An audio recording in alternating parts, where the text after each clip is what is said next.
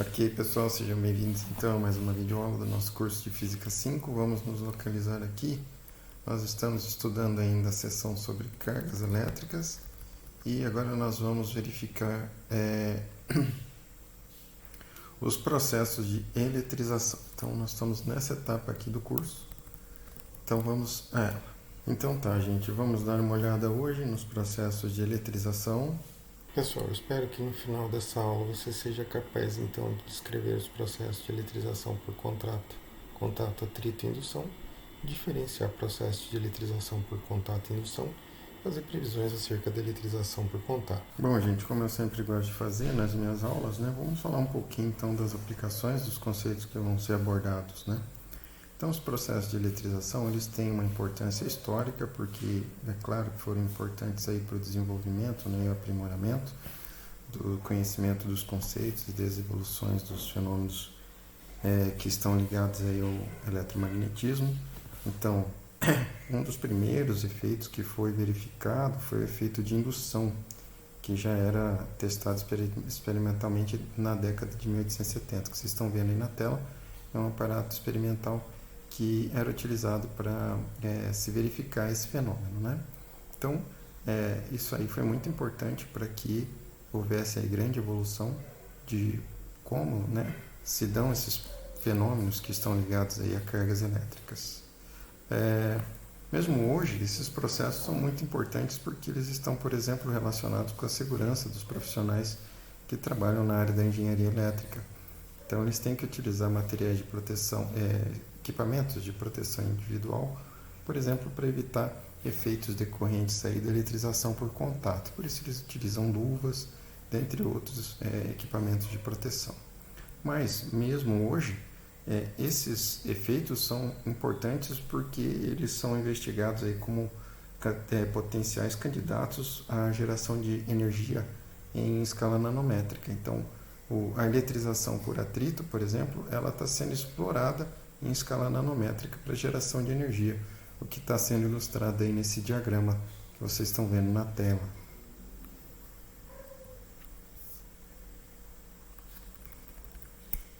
Bom, pessoal, como eu gosto de fazer nas minhas aulas, então vamos ver algumas das aplicações dos conceitos que vão ser abordados.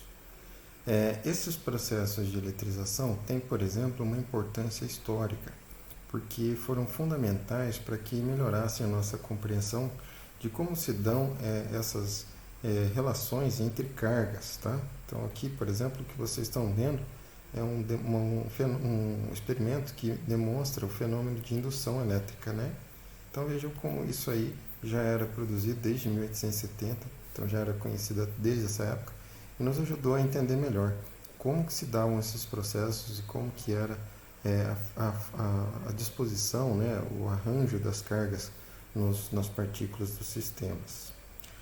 Ela tem até hoje uma grande importância na segurança para profissionais que são da área aí de engenharia elétrica. Então, quando eles vão realizar algumas manutenções ou instalações, têm que inclusive utilizar equipamentos de proteção individual para evitar efeitos decorrentes aí dos fenômenos de eletrização por contato, como vocês estão vendo aí na tela, né? Então, esse profissional aqui tem que usar uma luva ao manipular instrumentos e realizar as manutenções necessárias nos sistemas elétricos, né?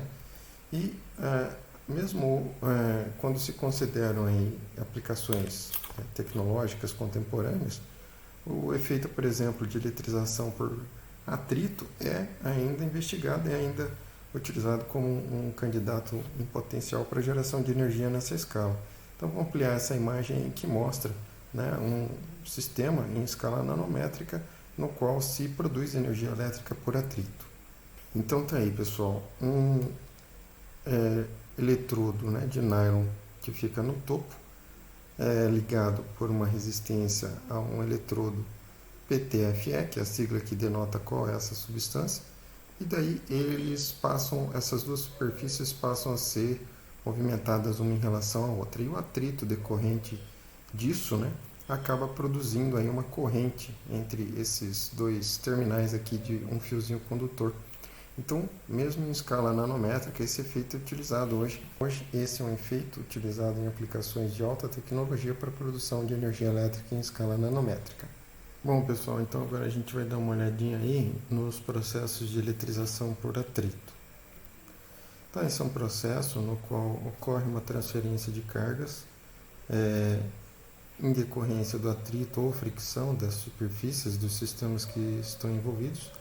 E isso pode ser visualizado, por exemplo, quando a pele de gato é atritada, né? Então, nessa imagem aí vocês têm um efeito de uma eletrização por atrito, no qual esse gato provavelmente deve ter atritado seu pelo com alguma superfície, por isso ele ficou carregado e essa carga, né, produziu essa atração aí dos flocos de isopor em direção à sua pele, né? Então, esse efeito aí deve ter sido decorrente de um processo de eletrização por atrito. Para tratar do problema de maneira mais específica, né, vocês podem dar uma visualizada nesse vídeo aqui, que eu não vou exibir por questões de direitos autorais, mas nesse vídeo o autor mostra que quando se produz o atrito dentre as superfícies, algumas ligações químicas momentâneas são efetivadas dentre as partículas que compõem ambas as superfícies, e nesse processo é possível que cargas sejam transferidas de uma parte à outra. Quando as reações químicas são quebradas, que as substâncias retornam aos seus sistemas de origem, nesse processo as cargas vão ser ou agregadas, né, ou serão transferidas a outra parte, de maneira que é assim que se processa essa eletrização. É comum, né, nesses assuntos aí, utilizar a chamada série triboelétrica, que é uma relação de substâncias que, quando atritadas, produzem a eletrização entre as partes. Então, ela deve ser compreendida da seguinte forma, né? Se você atritar um sistema que está, um material que está, por exemplo, numa região mais abaixo da tabela em relação ao outro, como por exemplo aqui silicone, né? Quando atritado com pele de gato, o que vai acontecer? Vai ocorrer uma eletrização positiva do silicone. Então, o que tiver abaixo vai ficar eletrizado positivamente, o que tiver acima vai ficar eletrizado negativamente, né? Então, se atritarmos aí pele humana seca com couro, então deve ocorrer do couro ficar carregado positivamente, a pele humana ficar carregada negativamente, né? Isso é o que ocorre comigo quando está muito frio e eu uso um casaco de couro e calço um tênis, né, que é um sistema isolante. Ao atritar a minha superfície da minha pele com o couro do casaco, a minha pele vai ficando atritada. E aí, quando eu desço do carro para fechar o portão, que eu seguro no portão, em geral, eu levo um pequeno choque, que nada mais é do que uma eletrização, né? Um resultado de uma eletrização por atrito da minha pele com couro e depois por contato aí da minha pele com o material metálico do portão, tá? Mas a série triboelétrica é bastante útil para ajudar aí na previsão de como é que vai se dar a eletrização dentre diferentes sistemas. Pessoal, agora a gente vai dar uma olhada na eletrização por contato, que ocorre somente entre materiais que são condutores, ou seja, naqueles em que as cargas são livres para se deslocar ao longo de todo o material. E vocês podem ter a noção, né, de uma experiência na qual se visualiza aí a eletrização por contato nesse vídeo aqui, em que esse professor mostra o efeito desse tipo de eletrização, tá? As características importantes desse processo são as seguintes: como a conservação de cargas, ou seja, não é um processo nem de criação nem de destruição de cargas, as cargas que vão ser geradas, né, nos sistemas vão ser sempre de mesmo sinal da carga do sistema que está inicialmente mais carregado, né? Então, só como ilustração, nesse diagrama vocês podem ver que o sistema que está carregado inicialmente está carregado positivamente. E aí começa um processo em que as cargas somente se rearranjam nos materiais condutores, não vai ter jeito, né? Vão ser essas cargas que vão se rearranjar, e aí quando houver aí a separação das partes, né, elas vão estar com essa carga original aí. Então, sempre nesse processo, né, a carga resultante ela tem o mesmo sinal da carga líquida inicial, tá? Eu fiz uma animação no GeoGebra que ilustra esse processo e a gente vai dar uma olhada nele agora. Bom, pessoal, então eu fiz essa animação aí para mostrar como é que se dá o processo de eletrização por contato. Então estão exibidas aí na tela duas representações de duas esferas condutoras carregadas com uma carga de mais 2 coulombs, cada uma delas. E quando a animação começar, vocês vão poder ver que conforme esses dois sistemas se aproximam, né, pelo fato desses sistemas serem condutores, essas cargas elas podem se mover por todo ele. Então, como elas têm o mesmo sinal, elas vão acabar se repelindo, de forma que vão ficar o mais afastadas possível uma das outras. Isso vai mostrar como é que se dá o rearranjo aí, tá? É só para mostrar o rearranjo de cargas, tá? Então, vamos ver aqui a animação. Então, à medida que as cargas vão se aproximando, elas vão se repelindo, por isso vão se rearranjando sempre para ficar o mais afastadas possível uma das outras, né? Então isso ilustra, né, como é que se dá esse rearranjo de cargas.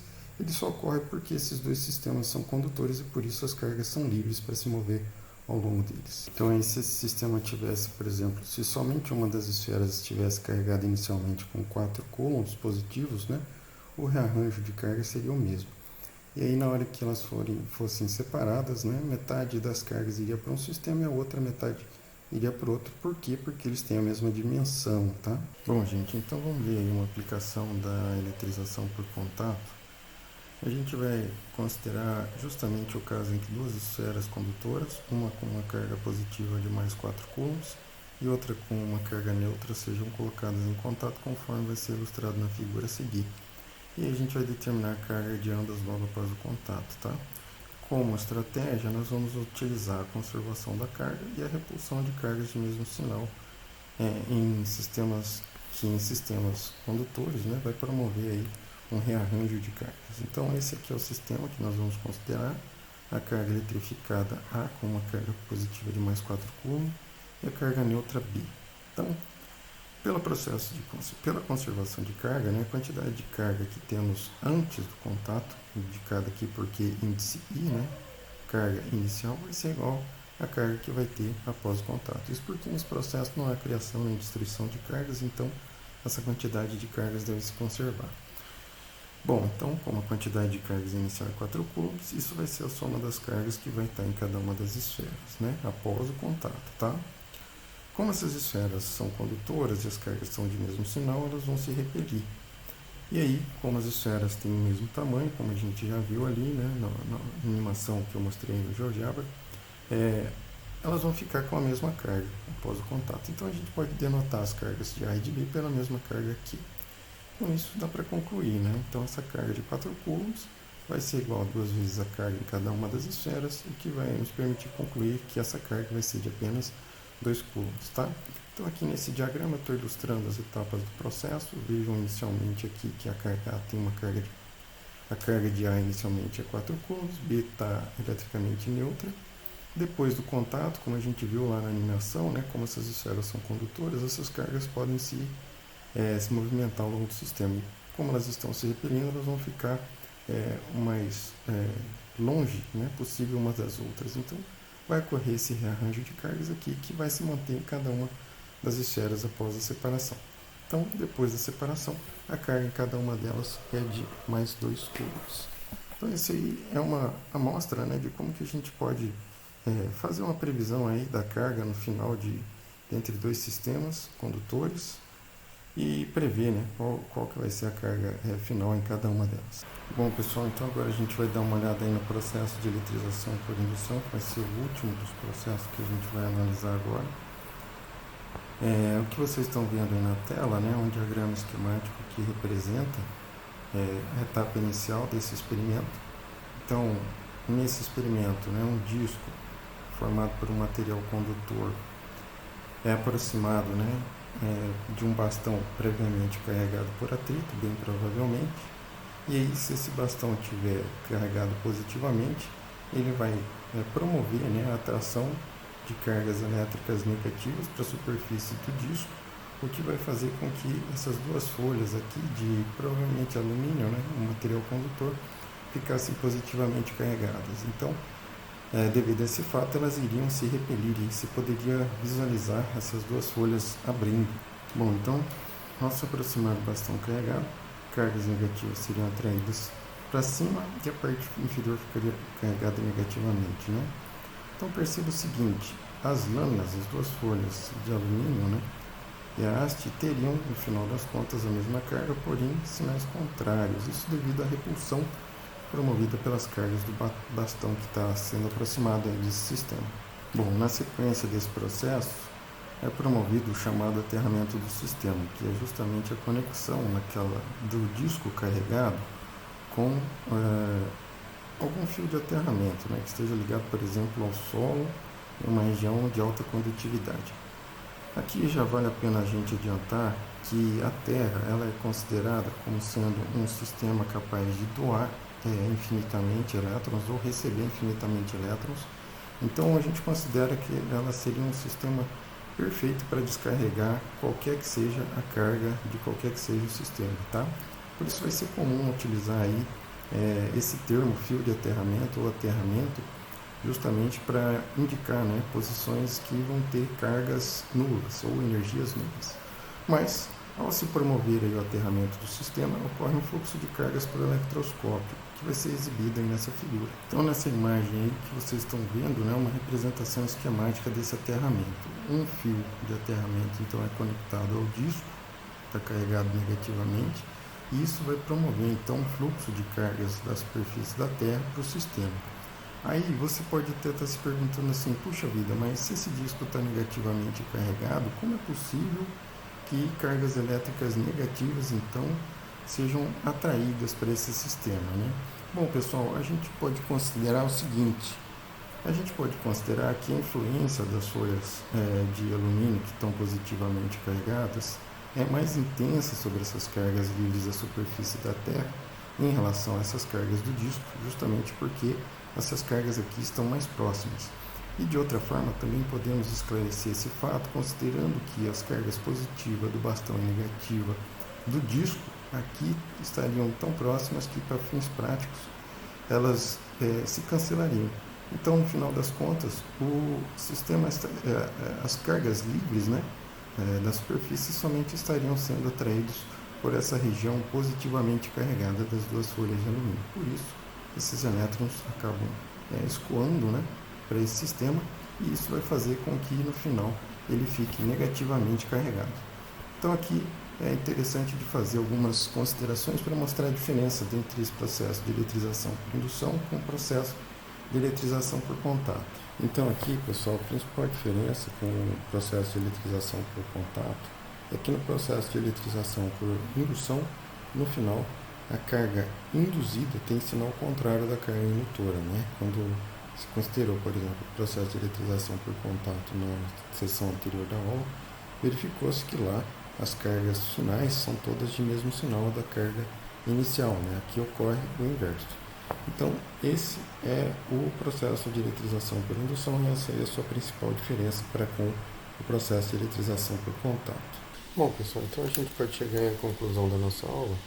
Eu espero que você tenha aprendido, então, as principais características dos processos de eletrização por contato, né? Então, eu quero que você se lembre que esse tipo de eletrização ocorre quando se colocam em contato dois sistemas que sejam condutores. Então, a carga líquida, né, seja ela positiva ou seja ela negativa, vai se distribuir igualmente entre as partes.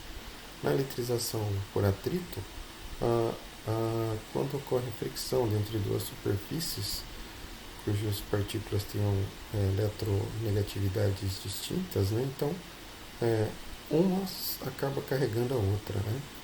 E no processo de eletrização por indução, um sistema dito indutor é aproximado de um sistema condutor, e nisso ele vai induzir uma separação de cargas, aproximando as cargas de sinais contrários ao do sistema indutor, e afastando e repelindo, né, as cargas de mesmo sinal, e aí o sistema ele é aterrado. Nesse aterramento as cargas acabam sendo escoadas da superfície da Terra para o sistema, produzindo no final um sistema eletricamente carregado com cargas de sinais contrários do sistema indutor.